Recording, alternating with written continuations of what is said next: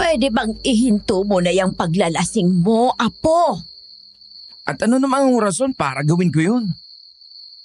Hayaan niyo na lang ako. Total miserable naman ang buhay ko. Iniwan na nga ako ni Papa sa inyo eh. Ginawa niya yun para mapabuti ka. Mapabuti? Nice naman. Big word. Kailan pa nagkaroon ng paki sa akin yung si Papa? Huwag niyo ang pagtakpan ng anak ninyo. Kay tagal kong itinago ito pero aaminin ko na. Ang totoo niyan ay may nais na kumuha sa iyo, nakakilala niya. Kaya niya yung ginawa. Ayan na naman siya. Ano? Aswang na naman ang kukuha sa akin? Pwede ba? Huwag niyo kong itulad sa mga kachismisan ninyong walang kwenta. Mga naniniwala sa mga kwentong barbero. Hindi kita pinipilit kung ayaw mo akong paniwalaan. O siya, hating gabi na. Halika na sa loob. Papasok ako kung kailan ko gusto. May sarili akong isip. Oh, narinig mo ba yon? Umaalulong na ang aso. Halika na. Delikado tayo rito sa labas. May sumigaw na tao sa banda ron. Anong nangyayari? Sumusugod na sila. Halika! Maghanda tayo!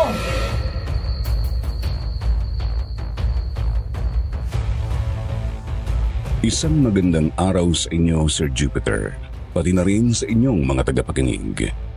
Tawagin niyo na lamang po ako bilang Gerald at gusto ko po sanang ibahagi sa inyo ang karanasan kong ito noong mapunta ako sa puder ng aking lola. Matapos akong iwan sa kanya ng tatay ko. Nang mga panahong yun ay hindi kami malapit sa isa't isa kaya naman ganun na lang ang galit ko nang ipadala ako ni Papa sa probinsya. Masungit at masyadong matapang ang unang impresyon ko kay Lola. At napatunayan kong totoo yun lalo na nang mapatira ako sa kanya. Pero hindi ko alam na may dahilan pala ang lahat ng yun at may kinalaman yun sa mga nilalang na pinaniniwalaan ng karamihan bilang mga gawa-gawa o kathang isip lang, kagaya ng akala ko.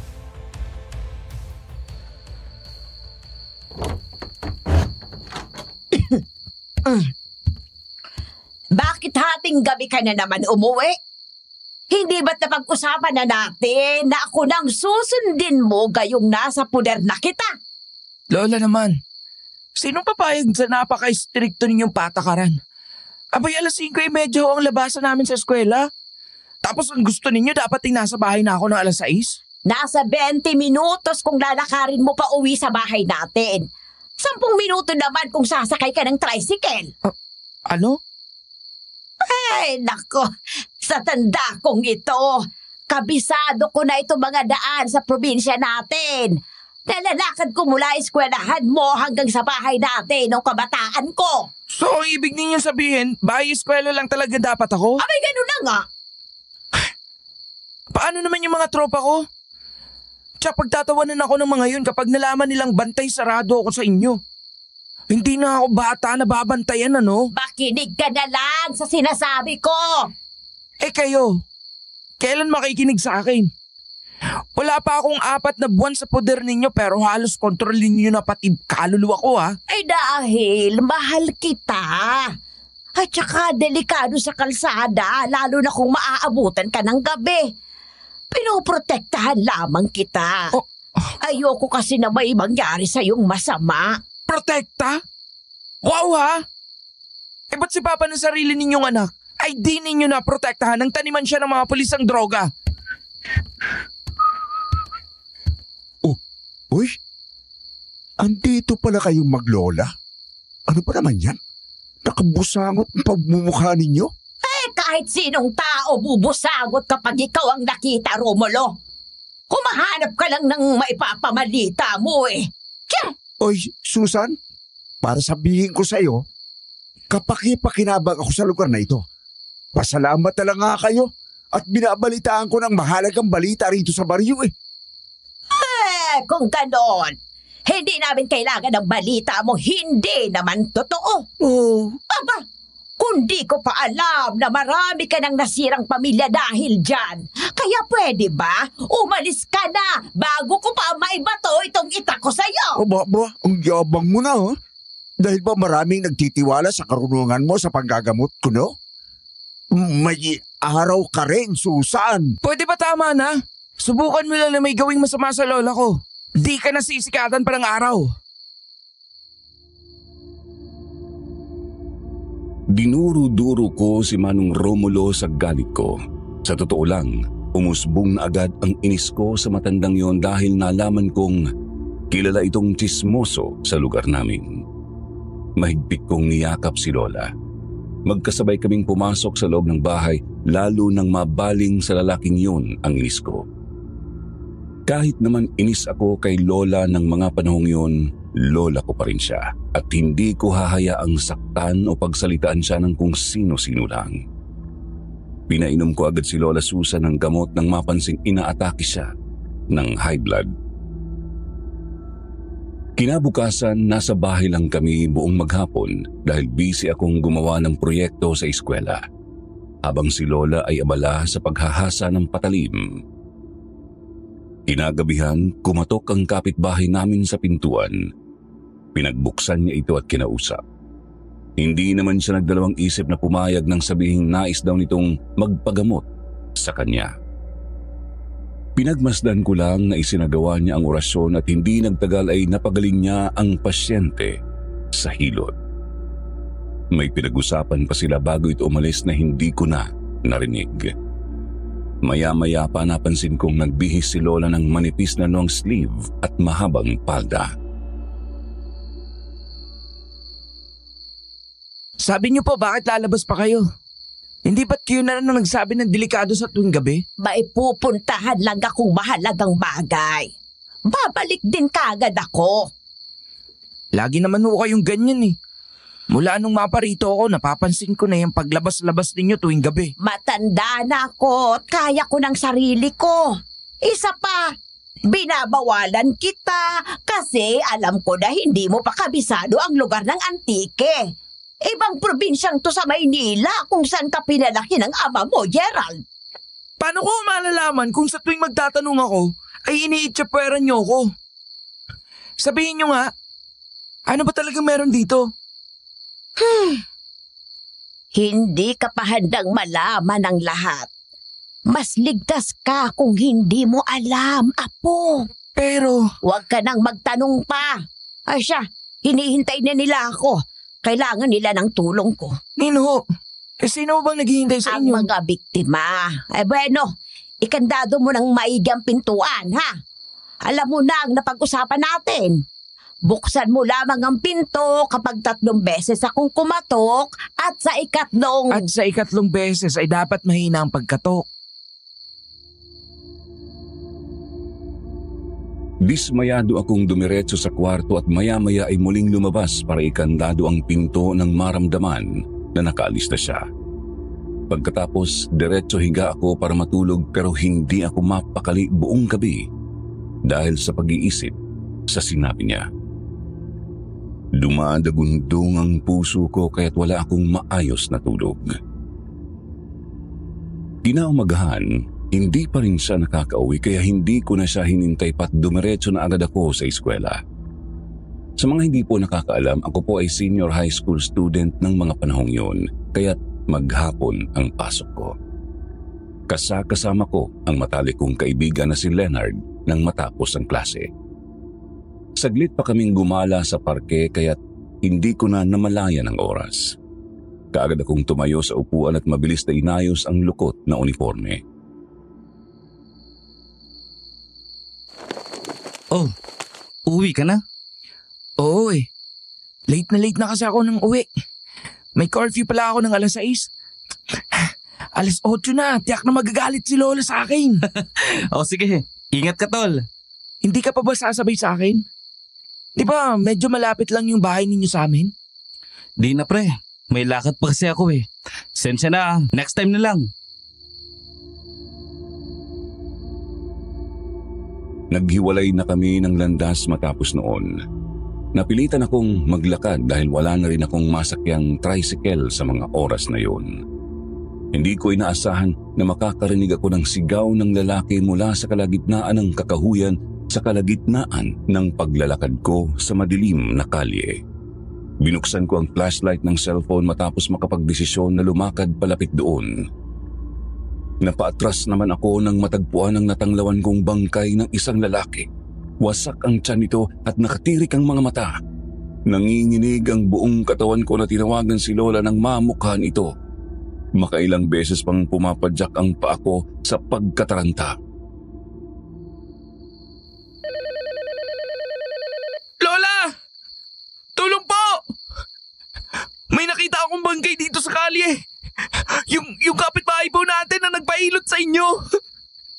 Ano? Ay, nasan ka ba?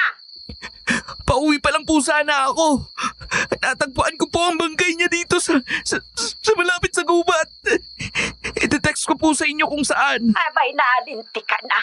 Huwag kang aalis dahil pupunta ako dyan. Kunin mo ang isinukso kong plastic na may asin sa loob ng bag mo. Pangontra yun sa aswang. Maya-maya pa dumating si Lola Susan sa lugar kung nasaan ako. Mahigpit ko siyang niyakap. Pagkatapos inilatis niya ang bangkay bago kami tumawag ng mga pulis.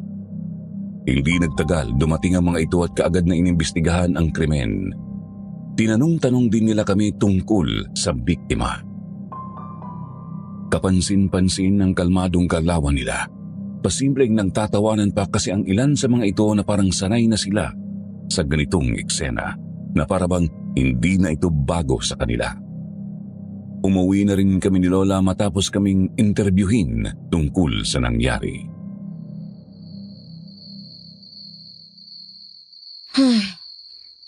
Kanina ka pa tahimik. Nasaktan ka ba nila? Hindi po. Naiisip ko lang. Paano kung may mga rebelding nakapasok sa lugar natin na pumapatay sa mga inosenteng tao? At hindi yung mga aswang na tinutukoy ninyo? Naiintindihan kita. Hindi kita pipilitin kung ayaw mong paniwalaan ang mga sinasabi ko. Ito ang rason kung bakit ako istrikto sa'yo. Dahil pinag-iingat lang kita. Tayo na lang kasing magkasama sa buhay at hindi ko kakayanin na mawala ka, Apo. Alam ko naman po yun, Lola. Ang sa akin lang, wala namang napatunayan sa siyensya na tunay nga sila. At isa pa, nabubuhay na rin tayo sa modernong pamamaraan. Apo, kahit sinong masamang tao ay marunong makibagay sa kapaligiran. Gayun din ang mga nilalang na yun. Pero kung totoo nga ang aswang, bakit wala pang kaso na napapatunayan na sila nga ang tunay na may kagagawa nito? Dahil marunong silang magtago at magpalit ng anyo. At saka isa pa, natatakot din ang ilang nakakaligtas na mga biktima na madamay ang buong ang kanila. Kaya mas pinipili nilang manahimik na lang. Malamlam ang mga mata niyang tumitig sa akin. Pinagmasdan ko siyang lumakad papasok sa kwarto at gayon din ang ginawa ko. Humiga ako sa katre para magpaantok, dahilan para makatulog ako ng mahimbing dahil sa pagod. Samantala 3:00 na ng umaga nang maalimpungatan ako sa narinig na kaluskos sa labas ng kwarto.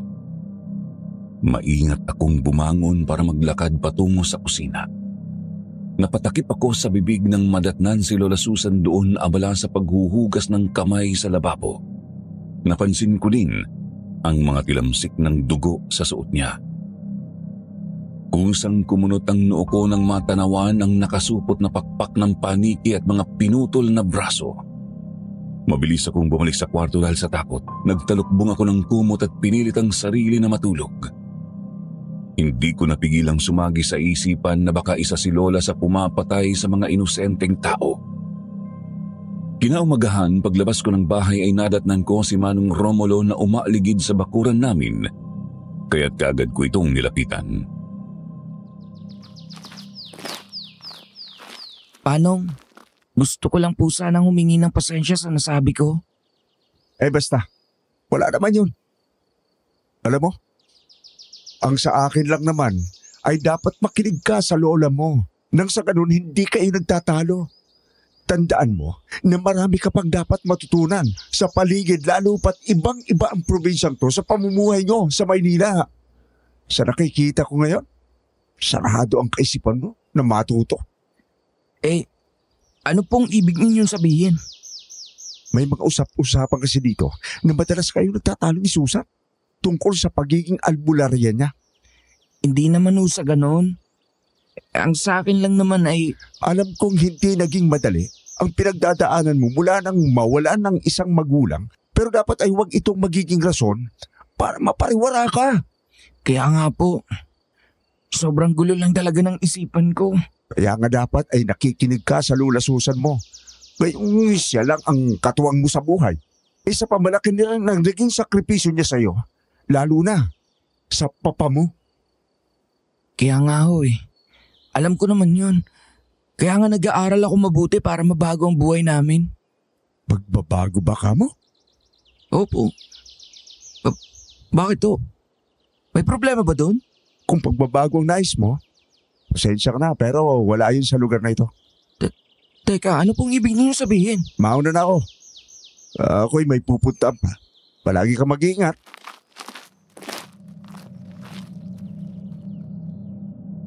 Sinubukan kong pigilan si Manong Romulo, pero bigo ako. Sinunod ko na lamang ang payo nito sa akin na makinig kay Lola dahil yun din naman ang tama at makakabuti para sa akin. Para magsagawa ng pansariling investigasyon kung tama nga ang kutob ko, sinimulan ko ang pagtulong kay Lola Susan sa panggagamot sa mga lumipas na araw. Hindi nagtagal, napagtanto kong nagkamali ako dahil nalaman kong kilalang albularya si Lola Susan sa Antique. Kaagad na nililinis ko ang mga kalat namin tuwing dapit hapon pagkatapos manggamot. Isang gabi nakita ko ang mga pinagbalatan ng gamot niya sa basurahan dahilan ng pagtataka ko. Dali-dali akong nagtimpla ng kape para ihatid sa kanya at linawin ang nakita. Nadatnan ko siyang tahimik na nakaupo sa sariling kwarto. Napansin ko ang hawak niyang kwintas na may pendant na itim na bato na kasing laki ng holin. Saglit na kuminang yon bago bumalik sa normal. Mabilis niya naman itong itinago nang marinig ang boses ko. Lola! Kape po muna! Kanina ka pa ba dyan sa labas ng pinto? Kararating ko lang po. Nakapagpahinga na po ba kayo? Nga pala, yung kanina. Gusto ko lang malaman kung paano niyo po nalaman na gumaling na yung lalaking biktima ng pangkukulam kanina. Dahil pinatay ko mismo ang salarin. Bukod pa doon, ibinalik ko sa kanya ang sumpa. Ang galing naman po. Pero nakakatakot Kasi kung hindi ako nagkakamali, nabanggit niyo kanina na nainggit sa biktima yung mangkukulam, di ba? Tama ka, Apo. Alam mo, natutuwa ako dahil nakikinig kang mabuti sa mga itinuturo ko sa'yo kanina. Wala ho yun. May itatanong lang ho sana ako kung okay lang. Abay, oo naman. Tungkol saan ba yan? Pwede niyo ho bang ituro sa akin ang kakayahan ninyo sa panggagamot? Lalo na yung powers ninyong makapatay ng mangkukulam. Ay, gustuhin ko man, pero kailangan muna nating maghinay-hinay. Huwag kang mag-alala, darating din tayo dyan. Sa ngayon, sauluhin mo muna ang mga orasyon na ginagawa ko para maging pamilyar ka sa susunod. Kailan? Kapag mahina ng katawan mo? Lola, alam kong hindi na kayo umiinom ng gamot ninyo. Paano mo naman nalaman? May nakita ko akong mga pinagbalatan ng ibang mga gamot dun sa basurahan. Yung maintenance sa high blood ninyo lang naman ang nakikita kong iniinom ninyo Paubos na nga rin yun. Bakit po ba kasi hindi ninyo nalang gamutin ang sarili ninyo? Dahil walang kakayahan ng mga albularyang tulad ko na gamutin ang kanilang sarili. Tanging agimat lang ang nagpapalakas sa amin. Agimat? Yun ba yung hawak ninyo kanina? Oo, yun ang tinutukoy ko. Ang angas naman.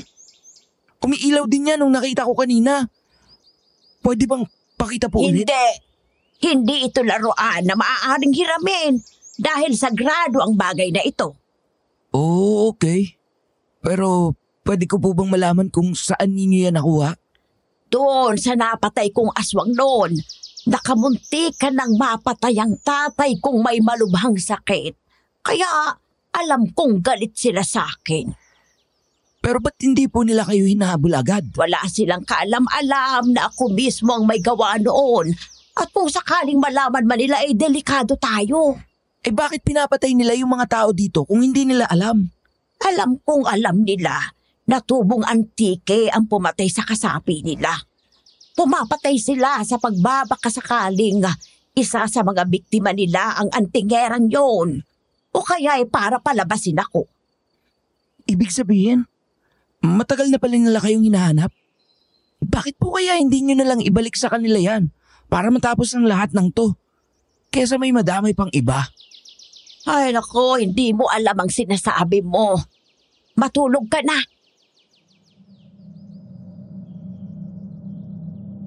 Sumunod na lang ako sa kanya kaysa makipagtalo pa. Kinabukasan, sumapit na naman ang araw ng Lunes kaya't ginugol ko ang oras ko sa pag-aaral buong maghapon. Pagkatapos ng klase, lumapit sa akin ang kaibigan kong si Leonard. Gusto raw nitong sumabay maglakad pa uwi kaya't nagtaka ako dahil unang beses niya itong gagawin. Sa kabila ng kaguluhan ng isip, pumayag naman ako kaya't sabay kaming lumakad. Ayoko kasing gastusin ang perang pambaon na iniabot sa akin ni Lola Susan. Gusto kong magtipid para may pambili siya ng gamot kaya hindi ako namasahe. Oh, akalain mo yon? Andito na tayo? Dahil nandito na rin tayo, itatanong ko na yung kanina kung pang gustong malaman. Di ba may kapatid kang pulis? Si Leonardo Enriquez? Oo, bakit? Nabalitaan mo naman siguro yung nangyari sa amin itong mga nakaraang araw. Napansin ko kasi, parang walang pakialam yung mga pulis nung gabing makakita ako ng bangkay. Baka naman pwede mong itanong sa kapatid mo kung bakit. Yun ba? Naku, bago pa lang din kasi sa serbisyo si kuya. Kaya siguradong di niya yan masasagot. At isa pa, alam mo ba? Kahit wala pa siyang 1 taon bilang pulis, ay nag-aasam na siyang mapromote. Ambisyoso. Ganun ba? Sige, salamat na lang. Nga pala, di ba gusto mo ng extra pera? Pambili ng gamot ng lola mo? Oo, bakit? May recommend ka bang sideline, pre? Share naman dyan oh, kahit ano. Alam mo, balita ko kasi na may lihim na agimat si Lola Susan na ginagamit niya sa panggagamot para mapagaling ang mga biktima ng kulam. Gusto ko lang makita yun kung totoo man o ano mo na. Don't you worry. Bigyan kita ng 500. Eh bakit ba gusto mo yun? Wala naman. May pustahan kasi kami nung kaibigan ko. Hindi ko naman kukunin. Ano ka ba? Gusto ko lang talaga na makita kung totoo. Pasensya ka na. Hindi ko kasi alam ang tungkol dyan eh. Pasok na ako.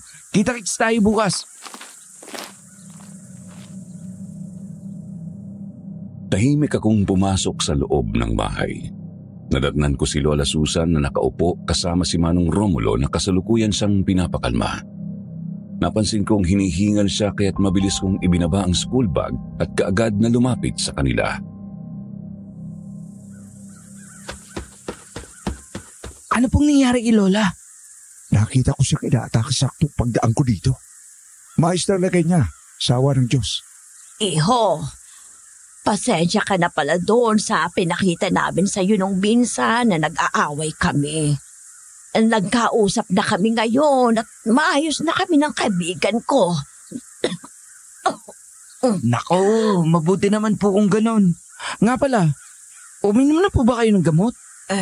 Halika muna, doon tayo sa labas. Hayaan muna natin kumalma siya. Ano po? Iyo, nabanggit sa akin ng lola mo na hindi siya umiinom ng gamot pang maintenance. Mahal daw kasi ang presyo at inililihim niya sa'yo dahil ayaw niyang madagdagan pang iniisip mo. Kung ganun, baka naman po, pwede akong umira muna ng pera sa inyo. Alam mo, kahit gustuhin ko man, ay kapos din ako ngayon eh. Dahil kapapanganak lang ng misis ko. Ganun po ba? Kulang pa kasi yung baon na binigay niya sa akin, pambili ng gamot eh. Huwag kang mag-alala, dahil kapag nakaluwag-luwag na ako, ay pahihiramin ko kayo. Sa ngayon, ituturo ko muna sa iyo ang pansamantalang lunas na natutunan ko. Ayos ba yan? Opo, salamat po. Panguyain mo ng isang perasong bawang si Susan kapag inaatake ulit. Pagkatapos, pagpahingahin mo. Kung maaari din, iwasan mong mapagod siya o di kaya ma-stress. Noted po. O siya, padilim na pala. Ako mauna na ha. Ipagtanong-tanong ko din sa mga kakilala ko kung may alam silang pwedeng pagkunan ng libreng gamot para sa kanya. Mag-iingat po kayo, Manong Romulo.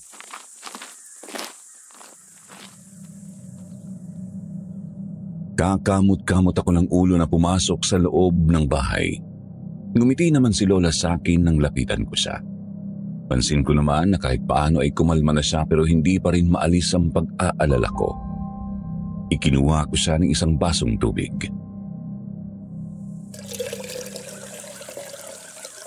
Inumin niyo po ulit to.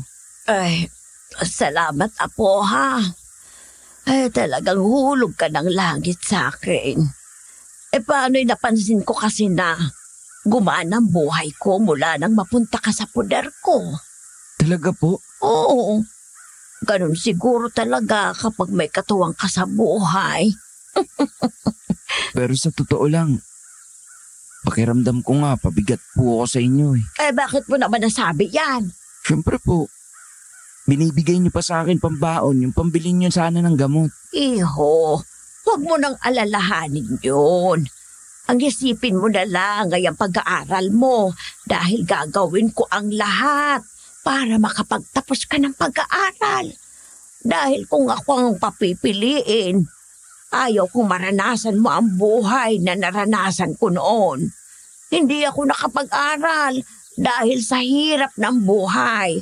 Kaya't yun ang pangarap ko para sa'yo. Huwag po kayong mag-alala. Sure naman po ako magiging proud kayo sa akin. Pahinga na po kayo. Promise ko po, ibibili ko kayo ng gamot bukas. Naku, ang bait naman talaga ng apo ko.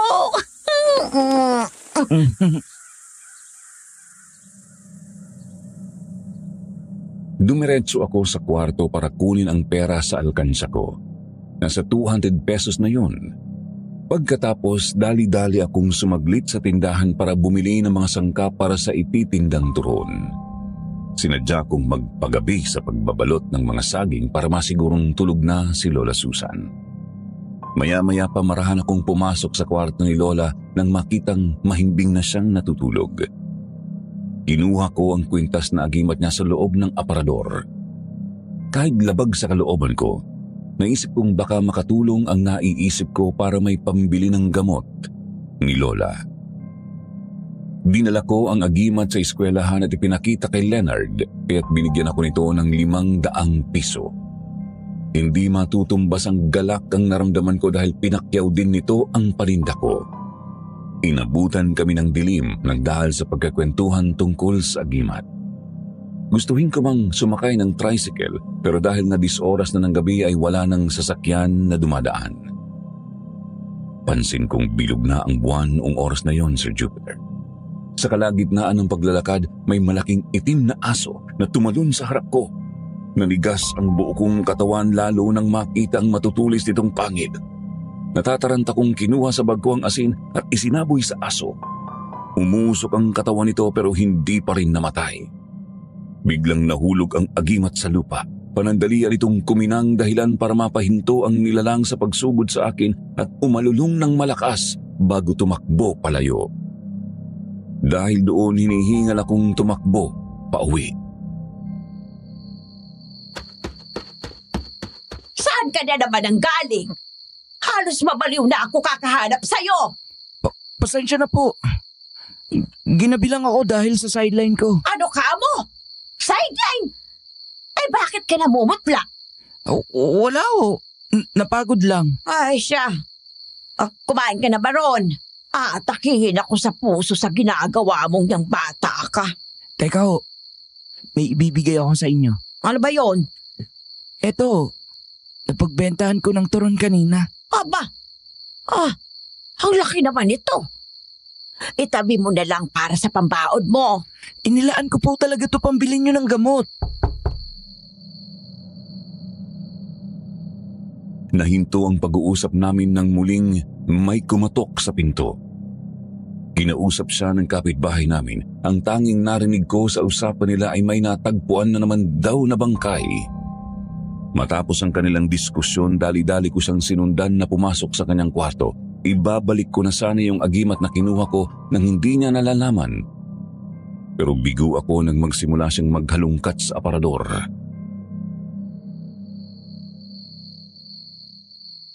May napansin ka bang pumasok dito kagabi nung nakatulog ako?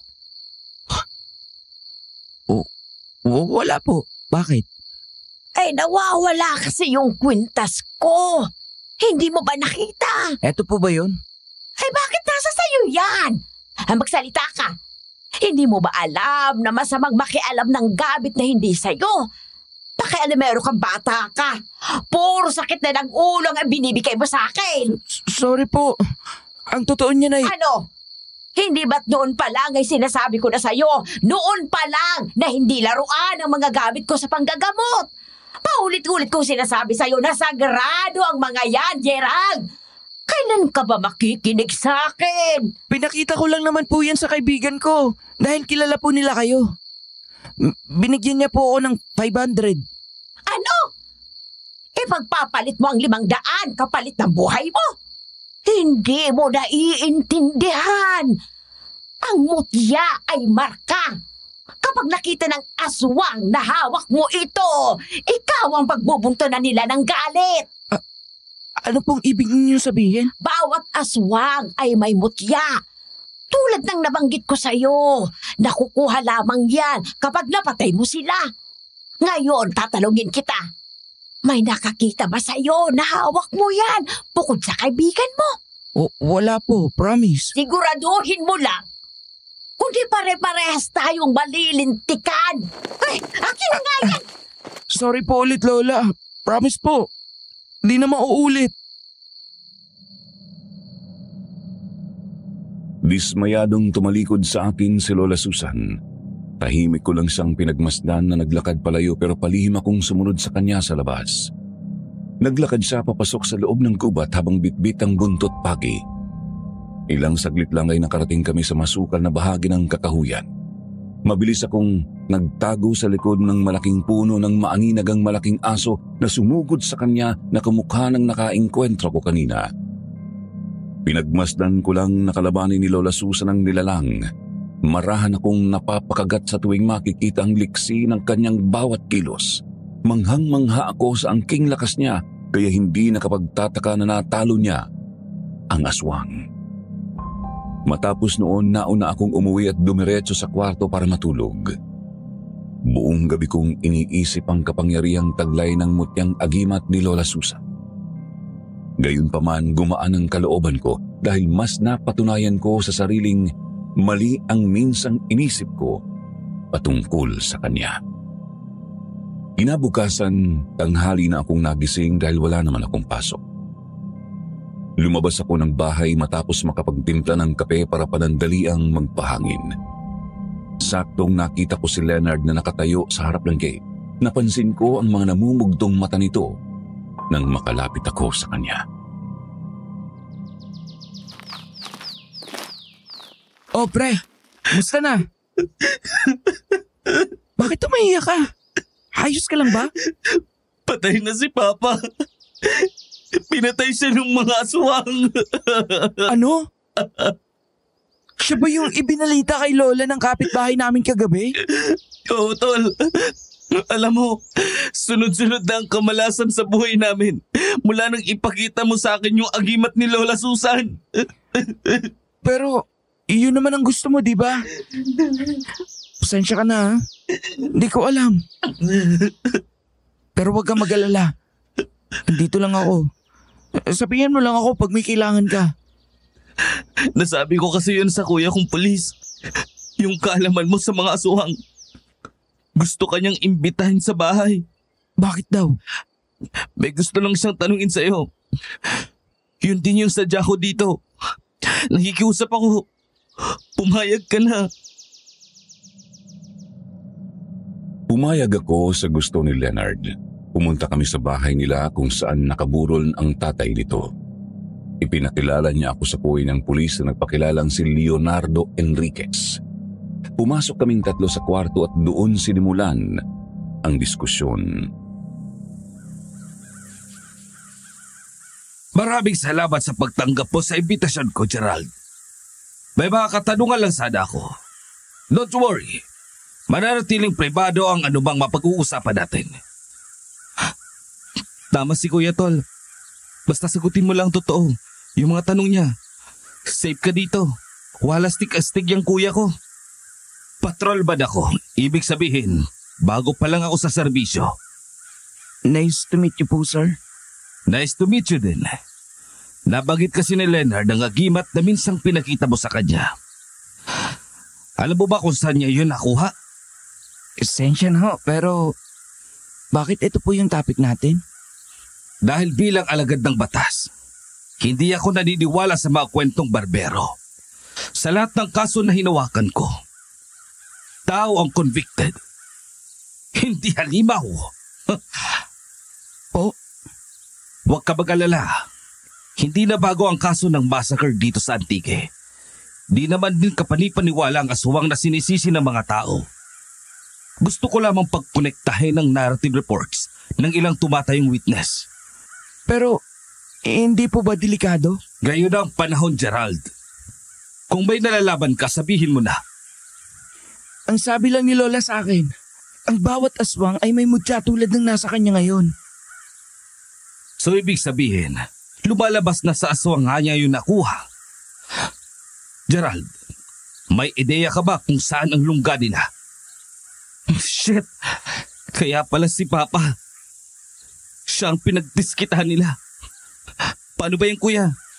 Naniniwala ka bang aswang ang may gawa nito kay Papa? Hindi. Paano ko ang sinasabi nilang agimat ay ginto ang halaga? Anong point mo? Paano kung sindikato ang mastermind sa serial killings na to dahil gusto nilang mapasakamay ang agimat para ibenta? Or worst case, kasama si Lola Susan sa sindikatong yun. Hindi po. Nakita ko. May kapangyarihang taglay yung agimat ni Lola. Ginagamit niya yun tuwing roronda siya sa gabi para maghunting ng aswang. Kung ganon, samahan mo ko sa ronda ni Lola Susan mamaya. Gusto ko lamang na makumpirma ang lahat namang nangyayaring ito. Di ko po alam kung ligtas para sa inyo. Kung gusto mo ring protektahan ang syudad, makipagtulungan ka sa amin, maliwanag ba? Nandiyan ka na pala. Kumusta bang lakad mo? Okay lang naman ho. Maayos naman bang lagay ng kaibigan mo? Opo. Alam mo, napagtanto kong mas marami ang maaaring madamay kapag mas lalo natin itong pinatagal. Heto ang itak. Magagamit mo yan. Ano po bang ibig ninyong sabihin? Panahon na siguro para ituro ko sa iyo ang kaalaman ko sa pakikipaglaban hanggat hindi pa huli ang lahat. Tulungan mo akong iligtas tong bayan natin. Sumama ka sa akin para rumonda mamayang gabi. Doon mo makikita ang mga kalaban natin. Sige ho.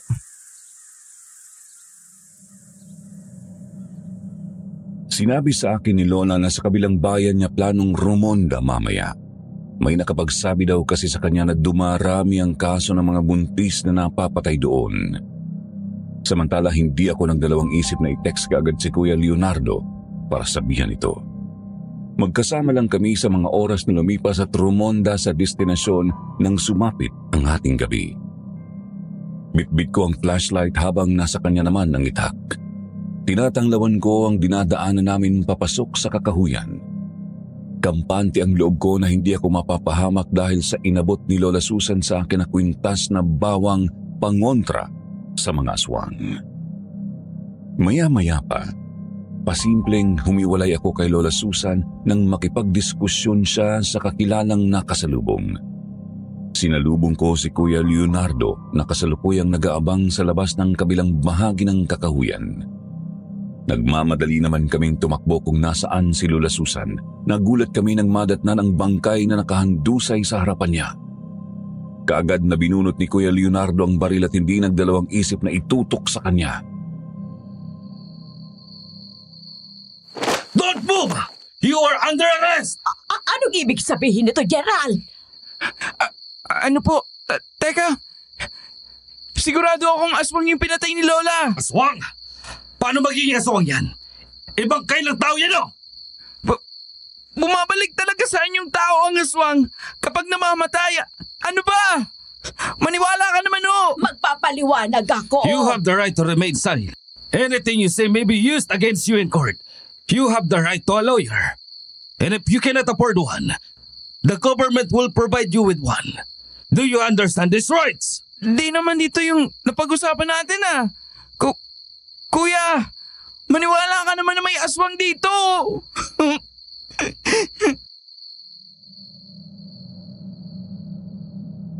Wala akong nagawa ng pusasan nito si Lola Susan. Sumunod ako sa kanila sa presinto. Doon ay pansamantala siyang kinulong. Inabot ako ng umaga sa pagbabantay sa kanya sa kulungan. Kinaumagahan, kinausap ko ni Lola Susan na umuwi muna para makapagpahinga. Kaya't sinunod ko siya. Walang araw na hindi ako umiiyak lalo na nang malaman kong idiniin ni Kuya Leonardo si Lola Susan sa kaso. Isang umaga, bumisita sa akin si Manong Romulo na may bitbit na almusal. Kumusta ka na? Kasalanan ko po lahat kung bakit nakulong si Lola. Sinabi ko po kay Kuya Leonardo ang lahat ng nalalaman ko. Kumalma ka. Nga pala, may mga nakausap na akong abogado. Tutulungan kitang mapalaya si Susan. Litik talaga yung ganid na Enriquez na yan eh. Ganid? Ano pong ibig ninyong sabihin? May mga chismis akong narinig na promoted na siya sa trabaho nang dahil sa pagpapakulong niya kay Susan. Ginamit ka lang niya, iyo. Visit siya! Wala siyang alam nang dahil sa mga kasinungalingan niya ay malalagay ang lugar natin sa disgrasya. Ano na pong gagawin natin ngayon? Nakausap po si Susan kanina. Sabi niya, ikaw daw muna ang bahala magprotekta sa lugar natin. Gustuhin ko man po. Pero wala po akong alam. Hindi kita pababayaan tulad ng pangako ko kay Susan. Sa katunayan, matalik na kaibigan ko ang lola mo. Pero nasira ko ang pagkakaibigan namin. Bakit po? Dahil mas pinili kong magserbisyo bilang kapitan sa barangay natin. Bayan pa man, nakatatak na sa puso't isipan ko ang mga bagay na minsan itinuro niya sa akin.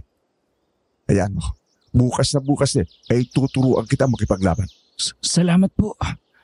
Hulog po kayo ng langit sa buhay namin. Malaki ang utang na loob ko kay Susan dahil siya ang unang sumuporta sa mga pangarap ko noon. Kaya hindi ko hayaang malagay kayo sa kapamakan. Kasama ninyo ko hanggang sa dulo. Nararamdaman ko naman po. Sa huling pagkakataon, ay gusto kong humingi ng pasensya tungkol sa panghuhusga ko sa pagkatao ninyo. Akala mo chismoso lang ako ano? Pero matagal ko nang alam ang sikreto ng lola mo. Noong pa man, sinisiko siya sa lahat na nangyari dahil para lumayo ang loob niya sa akin. At piniling ilihim ang naging pinagsamahan namin. Pero ngayon, oras na para bumawi. Hindi ko hayaang mag-isa kang lumaban. Nagkagulatan pa kaming dalawa ni Manong Romulo nang mahigpit akong mapayakap sa kanya. Kahit paano naman ay kumalma ako ng dahil doon. Sa mga nakalipas na linggo, araw-araw akong binibisita nito para turuan ng wastong paggamit ng mga armas tulad ng buntot pagi at itak. Hindi kalaunan ay napansin din ito na mabilis kong natututunan ang mga leksyon niya sa akin. Pamilyar na kasi sa akin ang mga yon, Sir Jupiter. Isang umaga hindi ko inaasahang makakasalubong ko si Leonard sa daan nang minsang tumakbo ako para mag-ehersisyo. Pilit ko itong iniwasan pero bigo ako dahil hinabol niya ako. Huwag mo naman akong iwasan oh. Ang tagal na kitang gustong kausapin tungkol sa nangyari sa inyo. At bakit? Pagkatapos mo akong ipahamak, Leonard, hindi lang akong dinamay mo kundi pati si Lola. Anong klaseng utak meron ka? Kaya nga humingi ako ng tawad. Yaan mo, babawi ako sa susunod. Pasensya? Tarantado ka ba? Tingin mo ganun-ganun lang yun? Palibhasa ganid kayo. Hindi totoo yan. At saka, maniwala ka sa akin, tol. Wala akong alam sa plano ni Kuya nung gabing yon. Isa pa, promise. Hindi ko din alam na nakatanggap siya ng special promotion kaya naging interesado siya sa inyo. Tama na. Hindi ka panipaniwala ang mga sinasabi mo. Tsaka pwede ba? Huwag ka nang magpakita sa akin. Tapos ang pagkakaibigan natin. Kahit kailan talaga malas ka sa buhay ko. Oops! Teka lang naman. Hayaan mo akong mag-explain. Ang totoo niyan, nagkagalit kaming dalawa. Talaga lang ha? Pinagmukha ninyong sindikato si Lola. Alam mo, buti nga at namatay ang tatay mo. Sana sumunod ka na sa kanya! Itinulak ko ito palayo sa akin at saka mabilis na lumakad pauwi sa bahay. Maghapon akong hindi lumabas ng bahay dahil sa bigat ng kalooban na ginawang pagtataksil ng naturingan kong kaibig. Kinagabihan bumisita si Manong Romulo. Kasalukuyan kaming nasa kalagitnaan ng diskusyon nang biglang may babaeng sugatan na lumapit sa amin. Nagpakilalang si Jenny. Sinumbong nito ang nakitang aswang sa gubat. Nagmamadali namang sumaklolo si Manong Romulo samantalang naiwan ako kasama ang dalaga. Pansamantala ko itong niyaya sa loob ng bahay para gamutin ng mga sugat na kanyang natamo. Mga walang iya sila. Pwede mo bang ikwento sa akin yung nangyari? Ginabi na kami ni Papa sa pag-aangkat ng mga gulay habang nasa daan kami pauwi. Bigla na lang kami sinugod ng malaking aso. Akala ko mamamatay na kami. Nasaan ang papa mo? Naiwan siyang nakikipaglaban sa aswang. Pinapunta niya ako dito para humingi ng saklolo sa inyo. Buti naman kung ganon. Alam mo, mas makakabuti kung tumigil muna kayo sa paglabas-labas tuwing gabi. Delikado na lalo pat di pa nakakalaya si Lola. Alam mo, salamat talaga sa inyo. Kung wala kayo, baka nilapan na kami ng mga aswang. Walang anuman. Kaya lang mula nang mabalitaan namin na nakulong si Lola Susan, mas lumala ng sitwasyon sa lugar na to. Anong ibig mong sabihin? Sa Karatig Bayan, marami ng biktima ng kulam. Hanggang ngayon, hindi pa rin nila alam ang gagawin. Kailan ba kasi makakalaya si Lola Susan? Obvious naman na di siya kriminal eh. Huwag ka mag-alala. Malapit na siyang makalaya. Aasahan ko yan. Uuwi na ako. Hinatid ko si Jenny sa bahay nila matapos nitong maikalma ang sarili. Nadatnan namin doon si Manong Romulo at ang ama nitong sugatan. Sa kabilang banda ay kinwento sa akin ni Manong Romulo ang naganap nang makauwi kami. Napatay naman daw nila ang aswang. Makalipas ang ilang linggo, pinakawalan din si Lola Susan. Wala raw sapat na ebidensya laban sa kanya. Apo ko, kumusta ka na? Nako, 2 buwan ang nakalipas. Akala ko hindi na tayo magkikita. Mabuti naman po't nakalaya na kayo. Dahil muling binuksan ang kaso sa tulong ni Romulo. Lumalabas na nagkamali si Enriquez. Diyos ko, buti naman po. Ano pong nangyari sa kanya? Hindi ko alam. Gayunpaman, mas makakabuti kung wag na natin siyang pakialaman. Ayokong madawit pang muli ang isa sa atin. Oo nga po. Sigurado ako, nabalitaan mo na ang kasalukuyang nangyayari sa Karatig Bayan, tama? Opo. Sabi ni Jenny, dumadami daw ang nagiging biktima ng mangkukulam. Jenny? Yung talagang anak ni Solomon. Matagal na palang nakauwi dito sa probinsya yun. Kilala niyo po sila?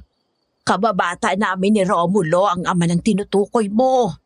Kinuwento sa akin ni Romulo ang katapangan na ipinakita mo at ang determinasyon mo na matuto, kaya binabati kita. Naway magpatuloy pang lahat ng ito. Nako, oo nga po. Yakang-yaka ko na makipaglaban sa mga aswang. Pero hindi pa tapos ang lahat. Napagdesisyon na naming dalawa ni Romulo na ipasa na sa'yo kaagad ang agimat sa lalong madaling panahon. Talaga po? Oo, kaakibat nito ang pag-aaral mo ng mga orasyon na isinasagawa ko sa pakikipaglaban sa itim na mahika. Kung ganon, kailan po tayo magsisimula? Gusto kong matutunan yan sa lalong madaling panahon. Bukas na bukas din. Sa ngayon, kailangan ko munang ipaliwanag sa iyo ang kapangyarihang taglay nito. Buong araw akong naging abala sa pagbabasa ng makapal na libro na pinahiram sa akin ni Lola. Nakasulat doon ang iba't ibang uri ng mga aswang, pati na rin ang mutya na agimat. Tuwing sasapit ang gabi sa mga lumipas na araw, palihim kaming rumuronda para humanap ng aswang. Pinanonood ko ang paggamit ni Lola Susan sa makapangyarihang bato tuwing makikipaglaban sa mga nilalang na yon. Nabanggit din niya sa akin na kakaibang lakas at enerhiya ang nararamdaman na ipinagkakaloob ng mabisang agimat. Hindi kalaunan, unti-unti ko yung natutunan. Sa paglipas ng panahon, napapansin kong napapadalas na bumisita si Jenny sa amin para magpaabot ng merienda na tanda raw ng walang hanggang pasasalamat. Naging mas close kami dahil doon. Noong minsan nga ay naabutan ako nitong nag-iensayo. Aba, walang minti sa pag-practice Alam mo, halos 3 buwan na ako napapadaan dito pero lagi kitang nakikitang busy sa ganyan. Talagang totoo yung sabi-sabi na astig ang lahi nyo. Nako, salamat Walang anumano ka ba? Hindi, ibig kong sabihin, nakakahiya dahil lagi ka na lang nagdadala ng merienda sa amin. Wala yun. Si tatay din naman yung nag-uutos nun. Ang laki daw kasi nang naitutulong niya sa probinsya natin. Lalo na sa pagliligtas niya sa amin nung minsan. Alam mo naman di makakapayag si Lola na may mangyari masama sa mga tao dito. Buti nga nakalaya na siya Ano palang pinaplano niyo dun sa mga biktima ng black magic? May nakapagbalita rin kasi sa amin na 3 na yung namamatay sa kabilang baryo. Wala pa kasing sinasabi sa akin si Lola pero may plano akong naiisip. Ano naman yon? Maliit na programa para makatulong tayo kahit sa maliit na paraan. Ha? Anong programa yon? Yung gusto ko kasing dumayo sa ibang lugar para manggamot. Yung mga simpleng orasyon na isinasagawa ni Lola dahil itinuro naman na din sa akin yun. Huwag ka mag-alala. Akong bahala. Hindi ba yung delikado? Sabi kasi ni Papa, mahirap daw yung trabaho ng mga albularyo. Dahil hindi yun pwedeng basta-basta na lang maisagawa. Mabuti pa siguro kung kausapin mo muna si Lola. Sige. Gagawin ko naman yun. Mabuti kung ganon. Nga pala, muna na ako May pinapadeliver pa kasi si Papa sa akin sa kabilang bayan. Tahimik kong pinagmasdan na maglakad palayo si Jenny. Samantala buong hapon kong iniisip ang plano sa utak ko. Kinagabihan, inausap ko si Lola Susan tungkol dito. Ay, tama bang narinig ko? Gusto mong dumayo sa karatig bayan para manggamot? Ano bang alam mo sa ganon, Gerald? Pareho nating alam na hindi pa sapat ang kakayahan mo. Ano pong gusto niyong gawin ko? Tumanga at maghintay na tuluyang mapatay ng lintik na mga nilalang na yan ang mga kababayan natin? Aba, hindi ako makakapayag. Ilalagay mo lang lalo ang buhay mo sa kapahamakan kung gagawin mo yan. Hayaan mo na kami ni Romulo na magplano ng mga maaari nating gawin. Plano? Wow! Kailan niyo pa yan matatapos? Huwag matigas ang ulo mo, Apo. Makinig ka sa akin. Ako, kailan kayo magtitiwala sa kakayahan ko? Gagawin ko naman to, hindi lang para sa akin, kundi para sa bayan. Naririnig mo ba ang sinasabi mo? Kahit sinong sundalo ay hindi susugod sa laban kung hindi pa sapat ang kanilang kaalaman. Hindi mo maaaring ituloy ang plano mo sa ayaw at sa gusto mo. Naiintindihan mo? Tumalikod ako sa kanya at padabog na naglakad papasok sa kwarto. Binaliwala ko ang paninermon ni Lola Susan. Nahiga lang ako para magpalipas ng oras at lumabas ng kwarto para ihanda ang mga gagamitin bukas nang masigurong natutulog na si Lola Susan. Kinaumagahan pumunta ako sa bahay nila Jenny at kinausap ito. Oh, ang aga mo at saka hingal na hingal ka. Ano yung mga bitbit mo? Mga gagamitin natin sa panggagamot. Kumpleto na din to. So ibig sabihin, pumayag si Lola Susan? Oo. Pumayag naman siya. Pero secret lang natin to ha. Wala sanang makakaalam. Wow ha. Noted. Pero buti naman kung ganon. O anong plano ngayon? Gusto ko sanang magpatulong sa'yo. Mukhang kailangan ko kasi ng assistant eh. Gerald, hindi ko alam kung kaya ko. Papahig ako dahil may tiwala naman ako sa'yo. Salamat ha. Kagad kaming nagtungo sa karatig baryo. Pumuesto ako sa kubo sa gitna ng bukid at doon hinintay si Jenny. Maya-maya pa ay kasama na niya ang 10 tao na magsisilbing pasyente namin para sa araw na ito. Buti naman kahit papano, walang kaso ng biktima ng black magic. Mabilis tayong matatapos nito kasi hilot lang ang gusto nila. Hilot? Oo, yun kasing bili nila sa akin. May problema ba? Wala naman. Nakakapagtaka naman kasi kung bakit hinintay pa nila ako. Wala bang ibang manghihilot Meron dyan? naman, kaya lang patay na sila. Kanina ko lang nalaman na sila yung mga nabiktima ng mangkukulam. Ganun ba? Tara, simulan na natin to para maaga tayo makauwi. Pakuha na lang ng langis ko dun sa bag. Buong maghapon kaming naging abala sa paghihilot. Nawala naman daw ang sakit sa pangangatawan ng mga pasyenteng yon. Pagkatapos kaagad kaming naglikpit na gamit ni Jenny nang matapos pero isang matandang babae ang pumigil sa amin. Inda-inda nito ang sakit na nararamdaman sa likod.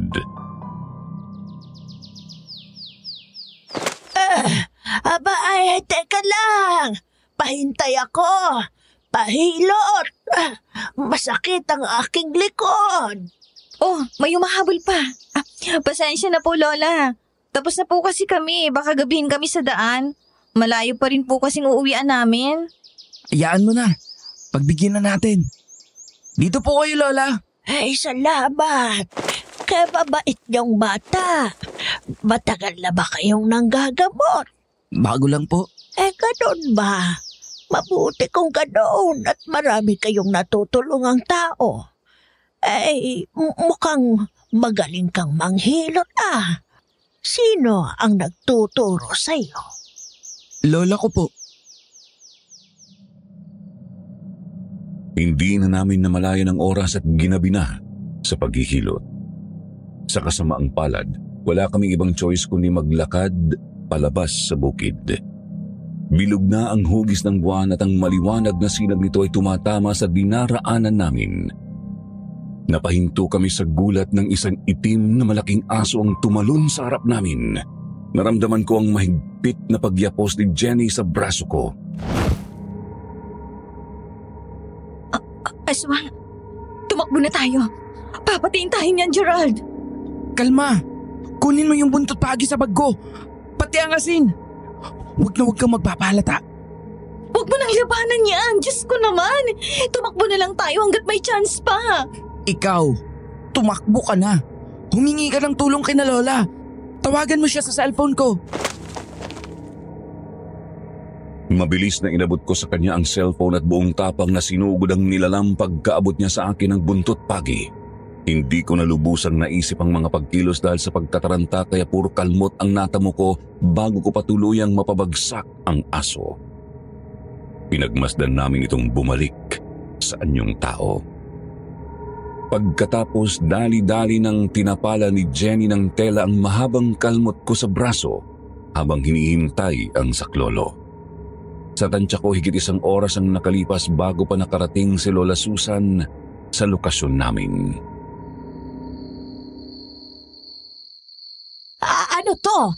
Bakit ba kasi kayo dito napadpad? Isa pa, ba't bitbit mo ang mga gamit ko? Nag-start na po kasi kami ni Gerald sa programa. Di naman po namin alam na may aswang na nakabantay. Programa? Ito ba yung binabanggit mo sa akin, Gerald?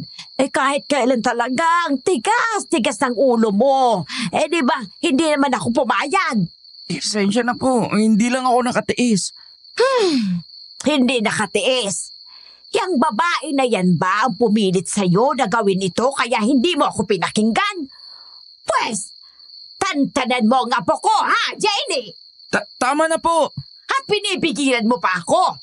Ikaw, babae, wag mong idadamay si Gerald sa kagagahan mo. Kaya nga napauwi ka dito ng tatay mo dahil sa kalokohan mo, di ba? Ako nagyaya sa kanya sa misyon nito. Kaya pwede bang itigil niyo na yung masasakit ninyong salita? Aba, sasagot ka pa talaga. Halika na, umuwi na tayo. At ikaw, Jenny, sisiguruhin kong makakarating ito sa tatay mo. Hindi kami nagkikibuan ni Lola nang makauwi matapos ihatid si Jenny sa kanilang bahay na nangingilid ang luha. Pinaupo ako ni Lola sa upuan kaharap niya at masinsinang kinausap. Pwede bang maghinay-hinay ka sa mga ikinikilos mo? Nagmamakaawa ako, Gerald. Pasensya na ho kayo. Gusto ko lang naman pong makatulong. Tulad niyan, kanina ko lang nalaman na patay na yung manghihilot sa kabilang baryo.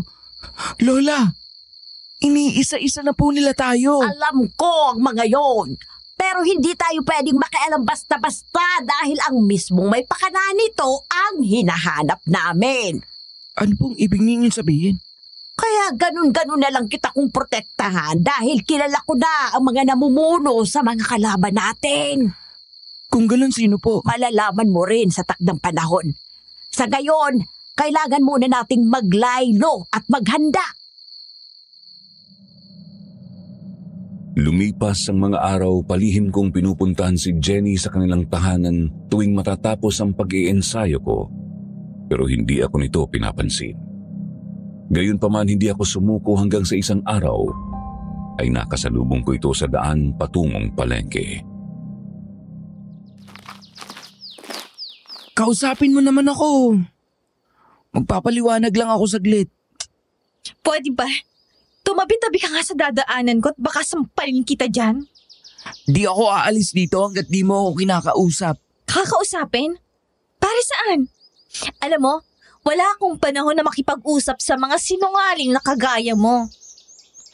Sabi mo sa akin, alam ni Lola Susan yung lintik na programang naiisip mo. Pero ano? Hindi pala. Ayun tuloy.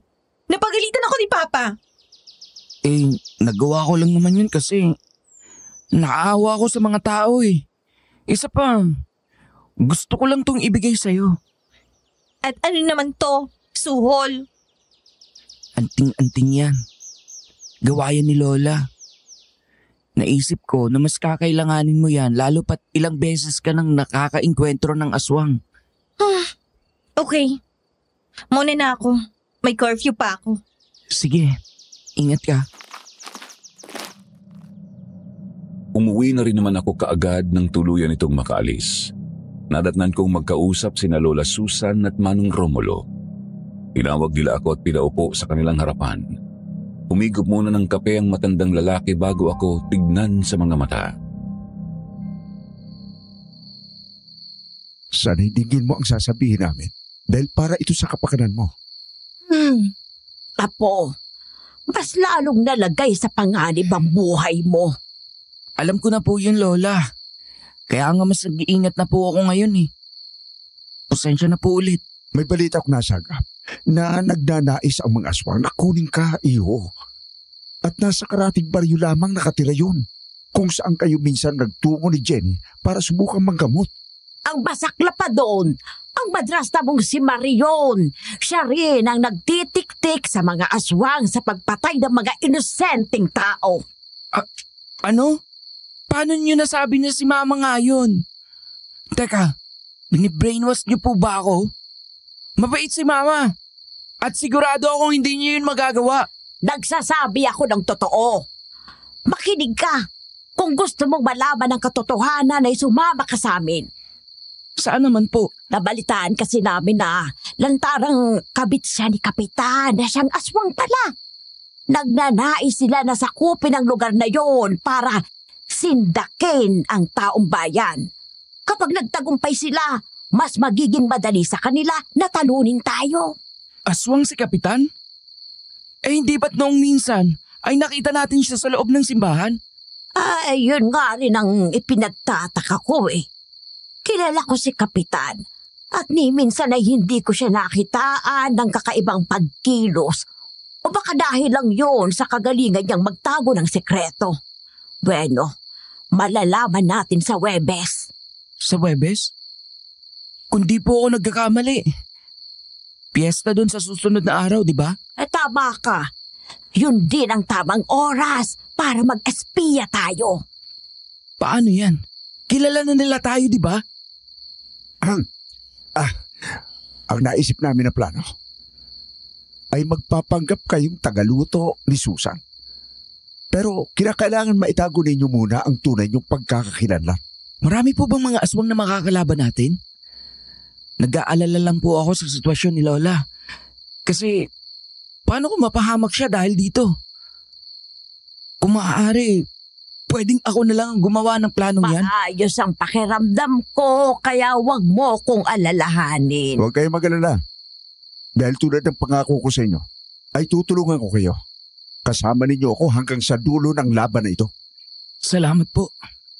Ay siya, ito ang iyong susuotin sa pagpapanggap. Late ang magiging pangalan mo, Susan. At ikaw naman ay Rico. Naintindihan?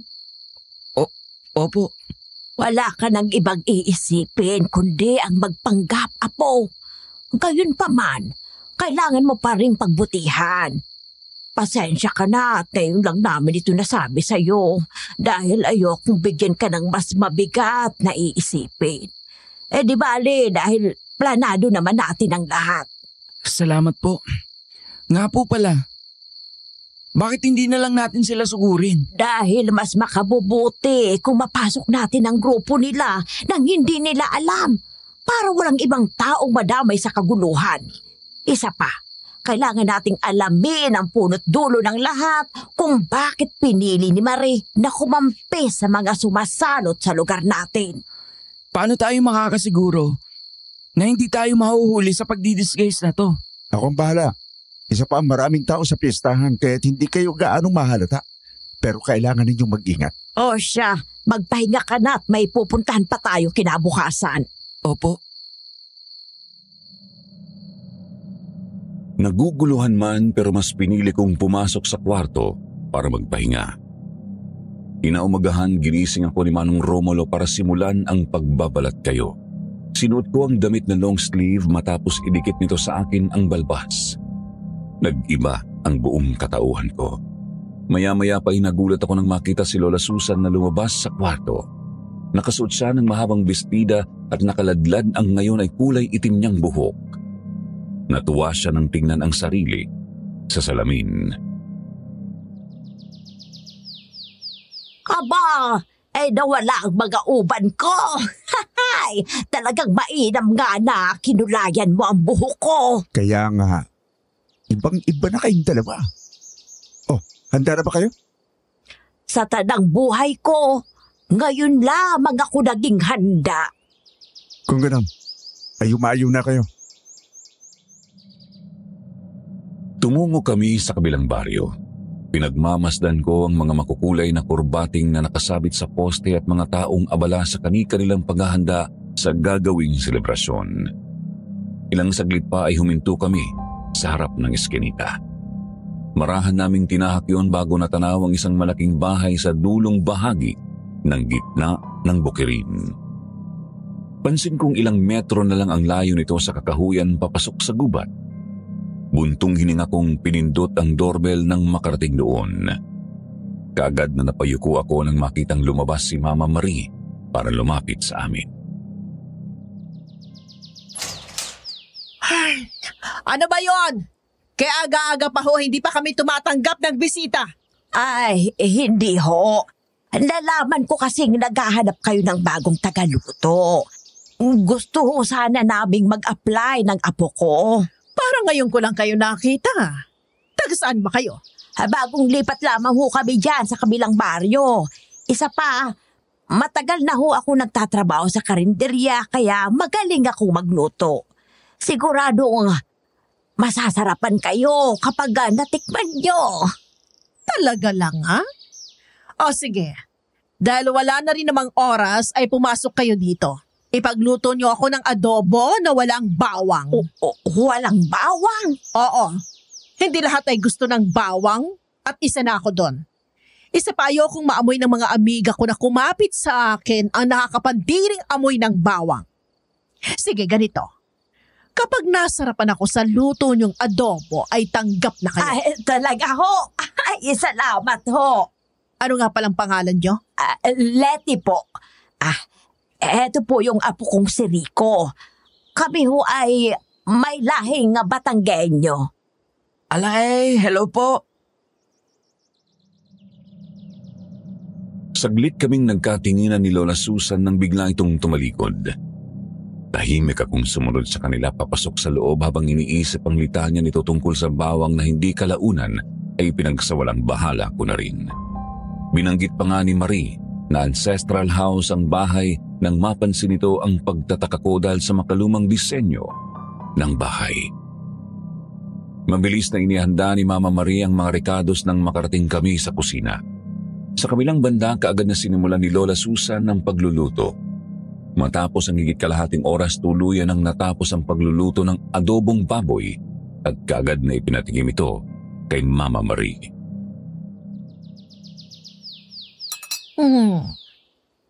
Masarap. Okay, tanggap ka na. 1,000 ang magiging sahod niyong dalawa. Talaga ho. Ay, salamat po ng marami.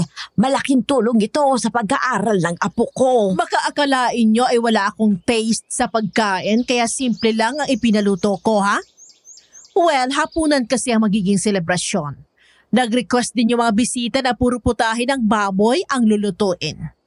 Nga pala, huwag na huwag niyong lalagyan ng bawang, ha?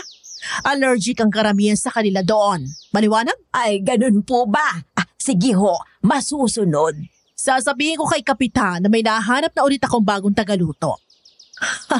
Maswerte kayo at umalis yung nauna sa inyo. Tsaka huwag niyo ako bibiguin. Naiintindihan? Siyempre naman po. Ay, nga pala. Pwede ko po bang malaman kung bakit umalis yung unang... Mahabang kwento. Ay, May kababalaghan daw kasi sa bahay na to dahil kadalasan ay sa kakahuyan sa likod ng bukid na tatagpuan ang mga bangkay na pinatay ng mga aswang. ibig sabihin, Hindi naman din kapanipaniwala na tunay ang mga aswang. Kwentong barbero lang yon dahil kung totoo sila, di sana matagal lang nabubulok ang katawan ko. Lalo pat mag-iisang buwan na akong mag-isang nag-stay dito, hindi ba? kaya nga ho. Bueno, ito ang pera. Magtungo kayo sa palengke at hanapin niyo si Aling Rufa. Supplier ko yun ng mga karne. Diyan muna kayo at pipicturan ko kayo. Sige ho. Bumalik kayo kaagad dito, ha? Ayoko nang babagal-bagal kumilos. Gora na!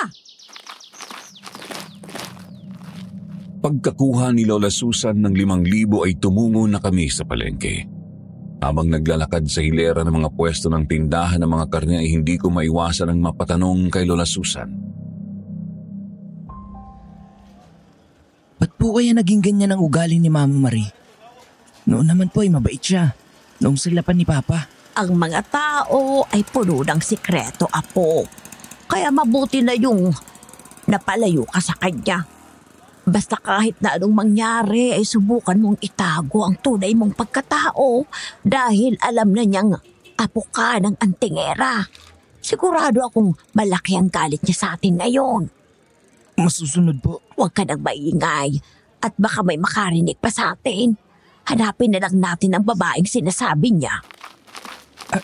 Ayun po ata. Ay, kayo na ba yun? Teka nga. I-double check ko lang at baka mga magnanakaw kayo. Ay, trula lang nga. ka-feslock mo yung sinend na picture sa akin ni Marie? Ito na bang mga baboy, iha?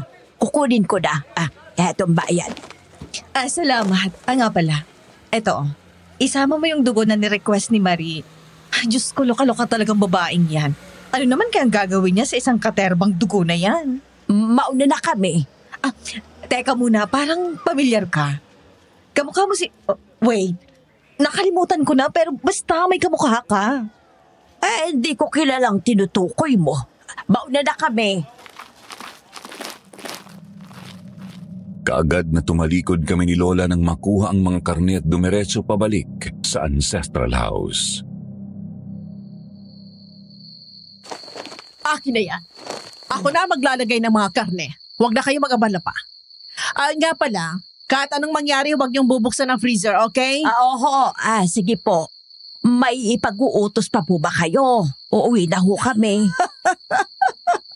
Hindi ko ba nasabi sa inyo na stay in kayo dito? Ano ho? Stay in?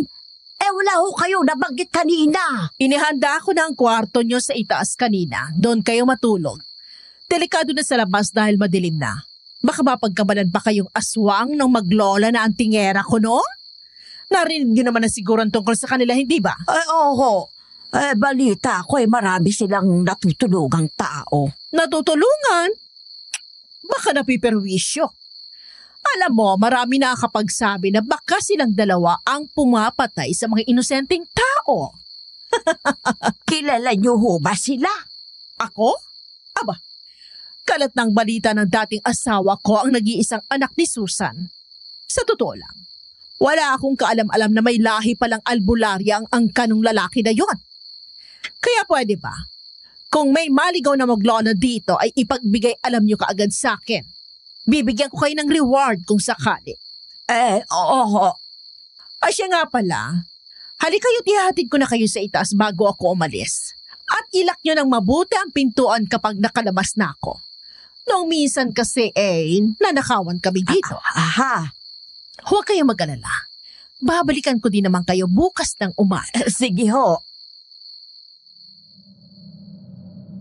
Narinig namin ang paglabas ni Mama Marie ng pintuan matapos kaming maihatid sa kwarto. Samantala buntong hininga kong hinubad ang long sleeve na suot ko. Oy, ikaw naman. Bakit mo yan tinanggal ka agad? Baka mamaya bumalik yung si Marie, malintikan tayo. Ang init-init po kaya.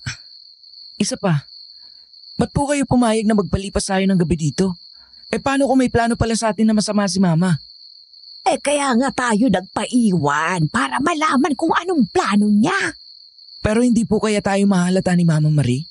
Hindi. Dahil kilala ko ang Marie na yon. Medyo mahinang kukote niya. O siya, isuot mo na ulit ang long sleeve at maghanda ka na sa pagtulog. Ang hirap-hirap nitong pagpapanggap natin. Apo, para ito sa mga tao sa lugar natin. Ito na ang pagkakataon natin para makabawi. Tatapusin ating to. Opo. Nga pala, aswang ba si Mama Marie? Kasi napansin ko yung sinabi niyang ayaw niya sa amoy ng bawang Hindi. Dahil nung maging sila ng tatay mo, ay sinubukan ko siyang pakainin ng garlic rice. Hindi naman siya nasunog ng kainin niya yun. Ang sabihin mo, ayaw niya lang sa bawang ngayon dahil maaamoy yun na mga kasapi niya. Baka siya pang maging mitya para matapos ang buhay ng mga yon. O siya, dito muna ako. Panandalian muna akong lumabas para lumibot saglit bago lumubog ang araw. Hindi ko naman inaasahan na matatanawan ko si Jenny na naglalakad sa gilid ng kalye. May bitbit itong basket na puno ng tinapay, kaya nilapitan ko ito. Manong, baka gusto niyo po ng tinapay. Mura lang to. Shhh! Huwag ka maingay. Ako to si Gerald. Gerald? Anong ginagawa mo dito? Tsaka bakit ganyan ang pamimikas mo? Sasali ka ba sa stage play? May mission kami ni Lola. Ikaw, anong ginagawa mo dito? Magdidilim na. Baka mapahama ka pa. Walang choice. May sakit kasi si Papa kaya kailangan magdoble kayod pambili ng gamot. Naubos din kasi yung kita namin ni Tito sa pag-supply ng mga gulay. Eto, pera. Pandagdag mo. Hindi na. Hindi na, no. Nakakaya naman. Tsaka, kaya ko na to. Isa pa. Huwag mo akong alalahanin dahil di naman siguro ko lalapitan ng mga aswang dahil sa pangontra na binigay mo. Basta wag ka magdalawang isip na lumapit sa akin kapag may kailangan ka, ha? Mauna na ako. Pagka-uwi ko ay nadatnan ko si Lola na naghahanda na sa pagtulog. Nagpalipas kami ng ilang oras bago pa napagdesisyonan na pumasok sa kwarto. Nakahiga ako sa kutson hanggang sa makatulog. Naalimpungatan ako nang makarinig ng mahihinang kaluskos mula sa labas ng kwarto. Marahan akong bumangon para puntahan ang pinanggagalingan ng narinig. Napatakip ako ng bibig nang makita ang sugatan na matandang lalaki na kasalukuyang natataranta sa paghalungkat sa loob ng freezer. Lola! Lola, may aswang! Ay, Tulong! ay, Tulungan niyo ako! teka lang. Apo, ano ba yon? Ay, sus Ginoo. Ay, tumakbo ka sa kwarto. Kunin mo ang asin sa bayong ko. Dalian mo! Teka. Mali kayo ng iniisip. Hindi ako aswang. Biktima nila ako. Anong ibig mong sabihin? Rene ang aking pangalan. Ako ang unang kinuha nilang tagaluto pero gusto kong patayin ang mga kasamahan nilang aswang. Hinahabol nila ako sa kakahuyan kanina. Butit nakaligtas ako. Kung ganon, paano ka nakapasok dito? Dahil binigyan ako ng susi ni Marie. Pinalabas nila na magnanakaw ako dahil hindi nila ako napatay. Hanggang ngayon ay hinahanap nila ako. Delikado rin kayo dito. Kaya tumakas na kayo. Kayo ang ihahain nila sa mga bisita sa kapistahan. Kung nagsasabi kayo ng totoo, bakit pa kayo pumasok sa bahay na to? Bakit hindi na lang kayo tumakas? Dahil kukunin ko ang labi ng anak ko na pinatay nila. Nagkatinginan na lang kami ni Lola Susan at hinayaan na lang na halongkatin ng matanda ang mga karne sa freezer. Maya-maya pa hindi ko napigilan na dumuwal ng buong lakas nitong ilabas ang ulo ng anak na nakabalot sa supot. Nanginginig ang tuhod kong pinagmasdan yun. Sa kabila ng takot na alam kong nararamdaman din ni Lola ay tinulungan niya na makatakas ang lalaki. Pagkatapos ng mamadali namin na inayo sa mga karne na nagsabog sa kusina at saka umuwi para tawagin si Manong Romulo. Oh, anong balita? Bakit parang namumutla ka, Susan? Ay, may isang tagaluto na nakaligtas sa pambibiktima ng mga aswang. Ang sumbong sabi na hinahabol siya ng mga yon sa kakahuyan. Kung ganun, halika. Sundan natin ang mga yun para hindi na sila makapambiktima pa ng iba. Apo, maghanda ka. Teka, kukunin ko lang ang mga kagamitan ko. Buong tapang na tumungo kaming tatlo sa madilim na gubat na napapalibutan ng mga matatayog na puno. Bitbit namin ang kanya-kanyang armas na panlaban sa aswang. Mahigpit na hinawakan ko ang buntot pagi na inabot sa akin ni Manong Romulo habang maingat na naglalakad sa ilalim ng kabilugan ng buwan. Maya-maya pa ay nakarinig kami ng alulong ng aso mula sa hindi kalayuan, dahilan para mapagdesisyonan namin na maghiwa-hiwalay ng landas. Binigay ni Lola sa akin ang agimat niya para raw magamit ko bilang proteksyon. Ilang saglit pa sunod-sunod na pagputok ng baril ang narinig ko sa tinatahak na direksyon. Sa hindi kalayuan natanaw ko si Kuya Leonardo na may hawak na baril. Kumuyom ang kamao ko at marahang napatras nang mapansing lumakad ito papalapit sa akin pagkababa ng baril. Gerald, ikaw ba yan? Buti naman at nandito ka na. Alam mo ba kung kaninong bracelet to? Ano? Bakit naman sa tingin mo ay alam ko yan? Para may maisisi ka na naman sa akin? Hindi naman sa ganun. Romoronda ako dito tuwing gabi dahil mas dumarami ang kaso ng mga natatagpo ang biktima rito. Siya nga pala, itong bracelet na nakita ko kanina ay may bawang sa loob ng pulang tela na to. Kaya sigurado akong pangontra ito sa aswang. Patingin. Ito yung bracelet na binigay ko kay Jenny ibig sabihin nawawala siya? Kung ganon, maaari mo ba akong tulungan na mahanap siya? Huwag ka mag-alala dahil wala akong balak na i-report ito sa estasyon. Hindi naman din sila naniniwala sa aswang. Ayoko. Baka nakakalimutan mo yung ginawa mong pambibintang kay Lola noon. Tsaka, hihingi ka ng tulong sa akin? Para ano? Para ma-promote ka ulit? Inaabing ko nagkamali ako ng akala. Gusto kong humingi ng tawad sa inyo dahil ako mismo napatunayan kong tunay ang mga aswang at walang rebelde na nagtatago sa lugar natin. Bigyan mo ko ng ikalawang pagkakataon. Itatama ko ang pagkakamaling nagawa ko. Ayoko. Nagmabakaawa ko sa iyo. Pagbigyan mo na ako. Dahil para na rin kay Leonard ang hustisyang hinahanap ko. Pinatay ng mga hayop na yun. Hindi mo alam kung gaano ako nagsisisi sa ginawa ko sa inyo. Ano? Bakit hindi nyo man lang ito binalita sa akin? Isirekreto ko yun dahil ayoko mapahiya bilang pulis. Dahil anong klaseng alagad ng batas ako kung mismong kapatid ko hindi ko naprotektahan. Hanggang ngayon, pasan-pasan ko pa rin yun. Anong ibig sabihin nito? Andito ka na naman ba para manggulo? Pwes, tumigil ka na dahil hindi ako magdadalawang isip na itaga sa'yo ang patalim na to. Wala akong planong guluhin kayo, Lola. Sa katunayan, humihingi ako ng patawad kay Gerald. Tawad? Gano'n na lang ba yun para sa'yo? Pagkatapos ng lahat ng ginawa mo, binugbog ako ng mga preso noon, pero wala kang ginawa.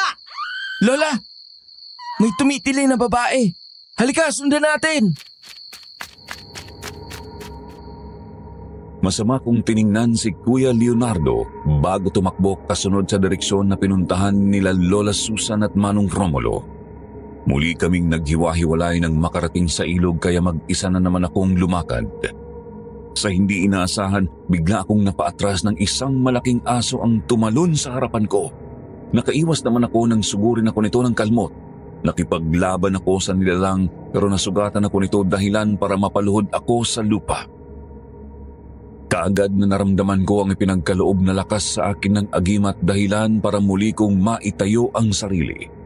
Buong lakas kong sinugod ng buntot pagi ang aso. Tumatama ang bawat hampas ko sa katawan ng nilalang dahilan para magkasugat-sugat ito. Hindi kalaunan ay nawalan ito ng malay. Pinanlakihan naman ako ng mga mata nang bumalik ito sa pagiging anyong tao. Maya-maya pa napansin kong lumalapit sa akin si Lola Susan kasama ang dalawang lalaki. Aling Faye! Kilala mo siya? Tunay nga ang inyong sinasabi na bumabalik sa anyong tao ang mga nilalang na yan kapag mawawala ng buhay. Hayop siya. Yan yung nagpagamot sa amin nang minsan kaming dumayo ni Jenny sa baryong to. Isang espiya yan kung ganoon. Halika na't madaling araw na. Baka maabutan pa tayo ni Marie. Pero paano si Jenny? Paano kung patay na siya? Huwag kayo mag-alala dahil tutulong ako sa paghanap sa kanya. Tumawag lang kayo sa akin kapag kailangan nyo ng tulong. Heto ang number ko. Blanco ang mukha ni Lola Susan na tumingin sa pulis pero hindi kalaunan ay kinuha naman din niya ang maliit na pirasong papel na inabot nito. Sa kabilang banda pa simpleng inabot sa akin ni Manong Romulo ang maliit na bote ng pinulbos na bawang. Tulad ng napag-usapan, dali-dali kaming dumiretso sa bahay matapos magpaalam kay Manong Romulo. Kinaumagahan, nadatnan na kami ni Mama Marie na naghahanda ng mga rekados sa kusina. Samantala patay mali siya kaming dalawa sa nalaman kagabi. Nice naman, Manang Letty. Sige, go lang. Nga pala, may nakita ba kayo matandang palaboy kagabi? Wala po. Bakit po? Magnanakaw kasi yon. Delikado tayo ngayon lalo na't nakatakas pa siya sa amin. Bueno, kumusta naman ang gabi niyong dalawa dito? Maayos naman po. Mabuti kung ganon. Nga pala, tama Tama lang ang ginawa niyo na maagang magsimula para rin maaga kayo makatapos. At saka maligo kayo, ha? Nakakaya naman kasi kung hindi kayo presentable mamaya sa harap ng mga bisita. Pwede ko bang malaman kung sino ang mga bisitang yon? Colleague ng jowa kong si Kapitan. Kaya nga dapat sarapan nyo ang pagluluto. O doon lang muna ako, ha? Makikibali-balita lang saglit. Nagpatuloy kami sa ginagawa buong maghapon. Gayunpaman hindi mawala-wala sa isipan ko ang matalik na kaibigan na si Jenny kaya sa gigil ay inilabas ko ang pinulbos na bawang. Anong gagawin mo, Apo? Binigay sa akin to ni Manong kagabi. Ihahalo ko sa pagkain nila. Mamaya mo na gawin yan, Apo. Itago mo muna ang bagay na yan dahil baka mapurnada ang plano natin. Bueno, mamaya na tayo mag-usap. Isalin mo ang adobong baboy dito sa lagayan at maligo ka na, ha? Opo. Kaagad akong naligo matapos sundin ang utos ni Lola Susan. 7:30 na rin ng gabi nang makatapos kami sa pagluluto. Tumungo kami sa likuran malapit sa mga punong kahoy kung saan gaganapin ang selebrasyon. May iilang mga bisita na rin ang dumating at napapansin kong may kakaiba sa mga ikinikilos nila kaya tahimik kong pinagmasdan ang mga ito. Hoy! Bakit nakatayo ka lang dyan, Rico? Kita mo ang dami-dami ng bisita? Nasaan ba ang lola mo? Kunin niyo ng mga pagkain doon sa kusina. Ay! Opo. Si Lola po ay lumabas lang saglit. At isa pa, pumunta kayo dito bago magsimula ang programa, ha? Ipakikilala ko kayo sa mga bisita. Opo. Ay, sandali lang. Natikman ko yung mga niluto nyo. Ang sarap, ha? In fairness, di talaga ako nagkamali sa pagpili sa inyo. Lalo't alam kong mas masasarapan nyo mga bisita namin sa inyo mamaya. Po? Biro lang. Teka nga, alam mo mula nang mapadpad kayo dito ay napapansin kong parang ilag ka sa akin. May itinatago ka bang sikreto? Naku, wala ho. Mabuti kong ganon. Sundin mo na ang utos ko. Naglakad ako patungo sa kusina at saka maingat na inilabas ang bote. Inihilamos ko ang pulbos sa matalim na kutsilong nakita sa ibabaw ng mesa. Isinuksok ko ito sa likuran pagkatapos ay ibinudbud ang natira sa mga putahe. Hinalo ko muna ang mga iyon ng mabuti bago isa-isang ihain sa mahabang lamesa sa labas. Maya-maya pa, nagsimula na ang selebrasyon. Buti na lang at nakabalik agad si Lola Susan bago pa ulit hanapin ni Mama Marie. Saan ho kayo nagpunta? Kanina pa kayo hinahanap ni Mama Marie. Nakausap ko si Enriquez. May ideya na raw siya kung nasan si Jenny. Nasaan daw po? Kinidnap siya ni Marie at itinago sa bodega sa gitna ng kakahuyan. Hindi niya ipinaalam sa kapulisan. Dahil tayo lamang daw ang aasahan niya sa pagliligtas ng mga mabibiktima ngayong gabi. Kaya humanda ka. Tatapusin na natin ngayon din. Mabuti naman at nakabalik ka na, Letty. Maaari ko ba kayong imbitahan sa loob? Gusto ko lang kayong kausapin.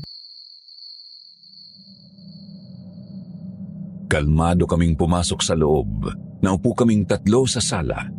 Napansin ko ang pagtataka sa mukha ni Lola Susan. Ano yon? May narinig ba kayong kahit na anong ingay dito kagabi? Wala ho. Talaga lang, ha? Dahil natagpo ang patay ang kaibigan kong si Aling Faye kagabi sa likod.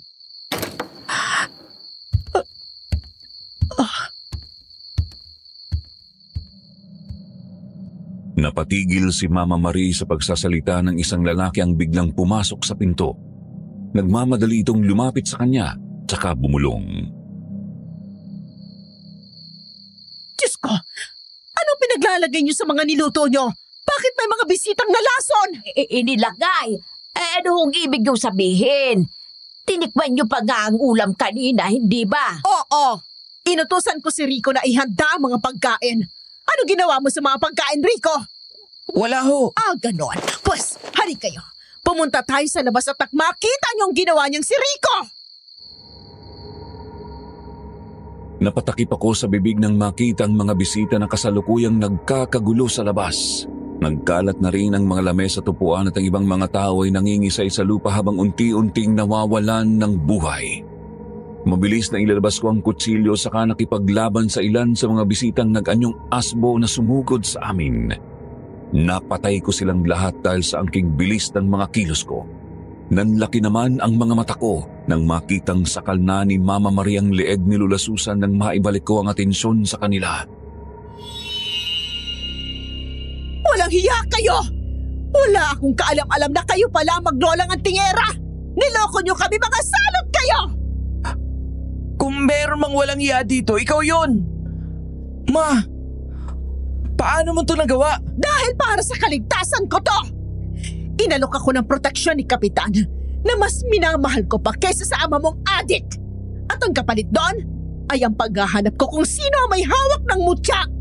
Matagal ko nang alam ang tungkol sa inyo pero kahit isang beses ay hindi ko kayo nahuli. Sino mag-aakala na magbabalat kayo pala kayo?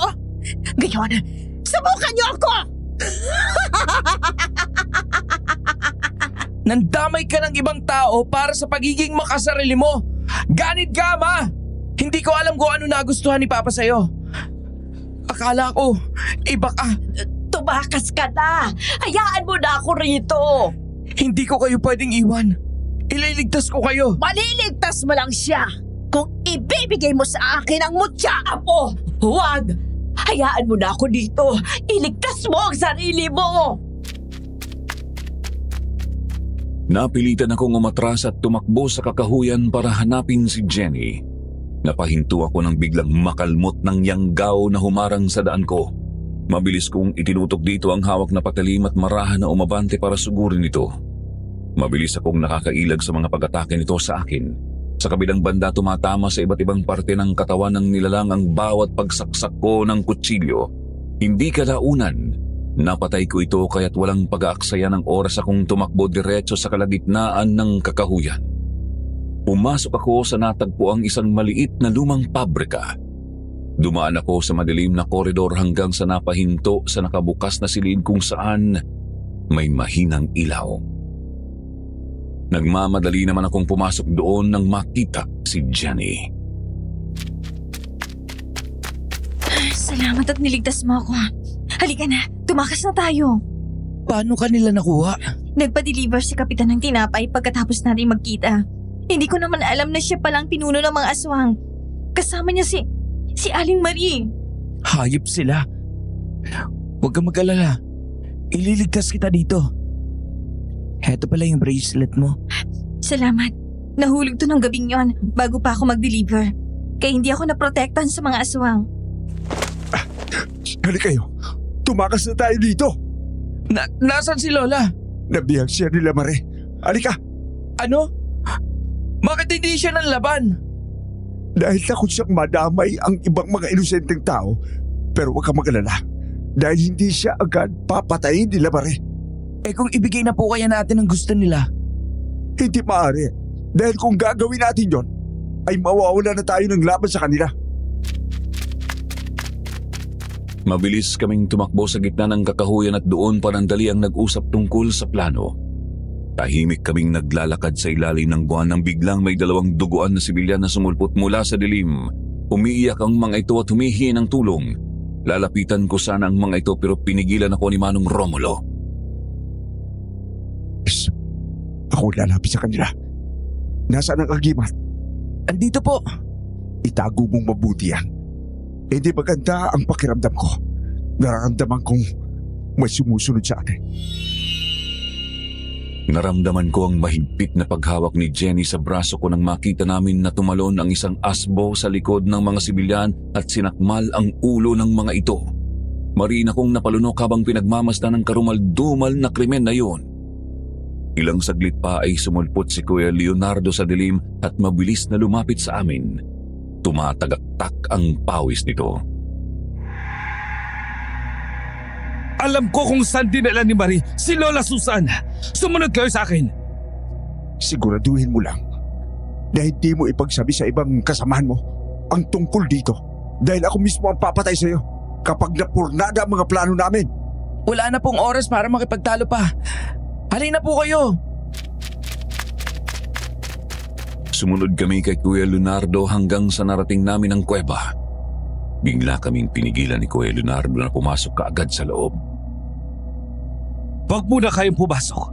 Nakita ko sila kanina at masyado silang marami. Kailangan nating bumuo ng plano. Mauna akong papasok upang pag-aralan ng lugar. 5 minuto ang ibibigay niyo sa akin. At sa oras na lumagpas ako ron, tsaka kayo sumugod. Copy. Siya nga pala. Nakita ko may kasama si Marie na mga asbo at mga yanggaw. Hindi ko masyadong sigurado ang tawag sa kanila. Di ba? Bantayan mo ang mga batang ito. Huwag mo silang pababayaan. Kung umuwi na lang po kaya ako. Inahanap na ako ni Papa. Nag-aalala na yun sa akin eh. Mas makabubuti kung mananatili ka rito para masigurado namin na ligtas ka. Nahinto ang pagsasalita ko nang marinig ang hiyaw ni Manong Romulo dahilan para magtatakbo ako papasok sa loob. Nanlumo ako nang makitang nasa kalagitnaan ito ng pakikipaglaban sa 5 mga asbo. Pansin ko ang paghahabol ng matandang lalaki ng hininga pero patuloy pa rin itong lumalaban sa kabila ng pagod. May bisita pala tayo, mahal kong kapitan. Ikinagagala ko makita kang muli anak ko sa labas. Walang iya ka, Marie! Hindi na kita re-respetuhin! Dahil hindi yun deserve ng mga kagaya mong demonyo!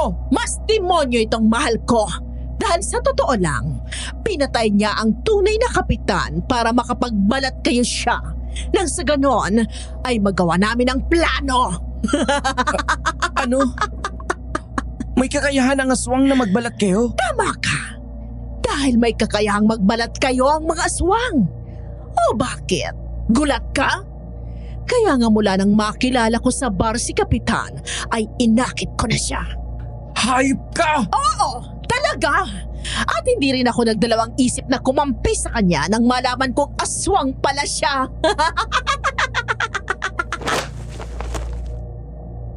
Nabigla kami nang biglang itinulak ni Manong Romulo si Mama Marie dahilan para mabitawan nito si Lola Susan na siyang mabilis na nilapitan ko at hinila palayo sa kanila. Mas nagkagulo nang dahil doon. Nakipaglaban kaming dalawa ni Kuya Leonardo sa mga natirang asbo at kay Kapitan na siyang nag-anyong yanggaw. Binabaril niya ang mga ito habang ako naman ay nakikipagtagisan ng lakas kaya lang ay humihina lang ang nilalang sa tuwing matatamaan ng bala ngunit hindi namamatay ang mga ito. Samantala buong lakas kong sinasaksak ng kutsilyo na hinilamusan ng pinulbos na bawang ang mga nilalang na makakasagupa. Nalinti ka na. Naubusan ako ng bala. Kung ganun, lumabas na kayo. Ako na bahala dito. Hindi kita iiwan dito. Oh, nakaka-touch naman. Ayaw niyo pa kasing sumuko. Umalis na kayo. Hayaan niyo na akong mamatay rito. Dahan-dahan kaming umaatras hanggang sa makalabas ng kuweba. Doon ay naririnig ko ang malakas na halakhak ni Mama Marie. Nanlaki ang mga mata ko nang makitang inilabas ni Kuya Leonardo ang granada.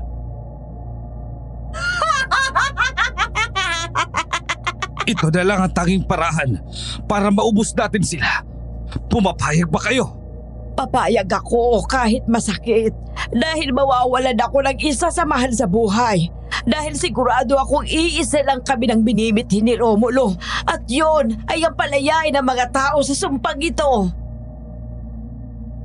Inihagis nito ang granada sa loob ng kuweba bago pa man sumugod sa amin ang mga nilalang na natirang buhay. Kaagad kaming lumayo bago pa ito sumabog sa loob. Dinig na dinig namin ang mga palahaw ng mga iyon sa loob habang gumuguho ang batong kuweba. Pagkatapos, matamlay ang mga katawan namin na umuwi sa kanya-kanyang bahay. Ginamot ko naman kaagad ang mga sugat na natamo ni Lola Susan. Maraming salamat sa pagliligtas mo sa buhay namin. Ikaw naman ang may gawa ng lahat ng yun. Kung hindi dahil sa'yo, ay hindi magiging malakas ang loob ko. Salamat po. Ipapamana ko na sa'yo ang agimat na yan. Talaga ho? Pero karapat-dapat po ba ako na maging tagapangalaga nito? Gayong ilang beses ko na kayong binigo. Iho, tandaan mo na ang pagkabigo ay hindi nangangahulugan ng pagkatalo. Maaaring binigo mo kami pero pinatunayan mong mas mahalaga ang pagbangon. Kaya muli, binabati kita. Salamat po sa tiwala niyo sa akin. Ito ang unang beses na mararamdaman ko may nagtiwala sa kakayanan ko.